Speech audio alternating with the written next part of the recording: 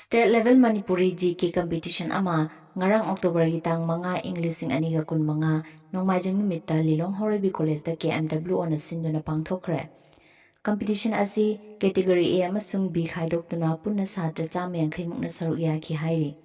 Category A da class 8 tagi 10 fawba aduga category B da na class 11 amadi 12 ni. Competition asi gi result lakliba tang kuntarit asida Manipur Press Club ta lauthokpaga loinana prize distribution ceremony cum awareness program amsu pangthokani hairi. Competition asiga mari leinana KMW ki president na asumna phongdorakle. Kanglipang Minority Welfare Organization KMW gi Manipur na anirak subu oina Manipur State Level GK competition ama nasi Lilong Horibi College asida pangthokeba loinana mahiroi singna saruk yarabasi ahambada tarang pokchai tawbutubu lup asina matam punamakta iramdam Manipur gi apunbagi saktam kaiba yaroi amadi tunggi miron kanji haibagi pandamda thabuk thoram kaya lepan laitana sangsilakpa khongthang ama oina nasi asisu aigoi handak haukiba September gi tarik 19 da pangthokani haina toramba adudagi ising isauna maram oirga mahiroi kaya da awa anang amadi lambi thogi sathok chasin nungaitaba kaya ama problem mayokna bana ngasi gi numit asida chaithok sabani adubu ngasi laiba phabana ngasi gi numit asida asoyangam yauduna ikoi pangthokpa ngamjaba loinana school mahiroi singna aigi iramdam asida pokchaba amma oina iramdam asigi maramda hangakpa question pudimak yamna chauna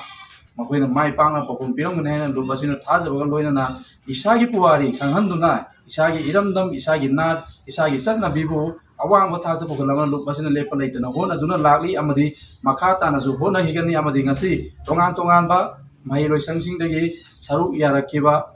ekoi category A 8 9 10 category B 11 12 ki mahiroi singbo amadi hairiba mahiroi sing asibu thabirakiba school gi mahiroi singgi principal headmaster aduga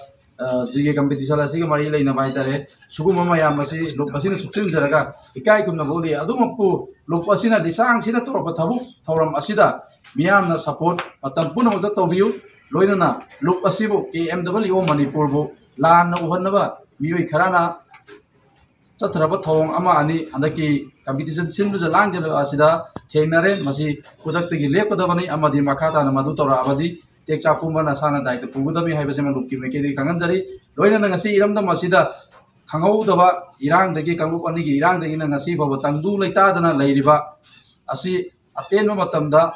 yamna tenma matamda popular government ama semduna hanagumna ingna chingna nungsi chana basu purapa world teachers day na lakoda oirasunu haibasu mayamda pijari amadi aikoigi ngasi gi relief camp da leiriba